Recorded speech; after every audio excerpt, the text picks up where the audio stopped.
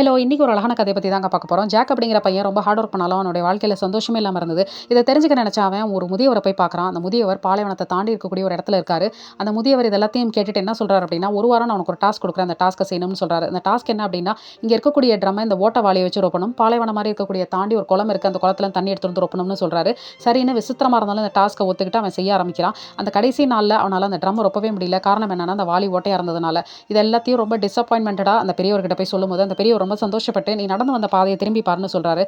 பாலைவனமா இருந்த இடம் சோலைவனமா மாறியிருக்கு. அந்த தண்ணி பட்டு, பட்டு அங்க இருக்கக்கூடிய செடிகள் எல்லாமே உயிர் பெற்று அந்த இடமே ஒரு சோலையா மாறியிருக்கு. அவனுக்கு ரொம்ப சந்தோஷமாவும் இருக்கு. இப்படிதான் வாழ்க்கையில நம்மளுடைய வாழ்க்கையிலயுமே அந்த வாளில இருக்கிற ஓட்டை மாரி நெறைய இம்பர்ஃபெக்ஷன், பிரச்சனைகள், நம்மளுடைய சுத்தி இருக்கக்கூடிய ஃப்ளாஸ் எல்லாமே இருக்கும். ஆனா, அது எல்லாத்தையும் நம்ம யோசிச்சுக்கிட்டே இருந்தோம்னா, நடந்து வர பாதைய நம்மளால வாழ்க்கையில என்ஜாய் பண்ணவே முடியாது. அப்படின்னு அந்த முதியவர் சொல்றாரு. இப்படிதாங்க நம்மளுடைய வாழ்க்கையிலயுமே நெறைய விஷயங்கள் நடந்துகிட்டு இருக்கு. நம்ம எப்பவுமே ரீச் பண்ற கோல தான் யோசிக்கிறோமே ஒழிய, நடந்து வர பாதைய யோசிக்கிறதே இல்ல. சிந்திப்போமா?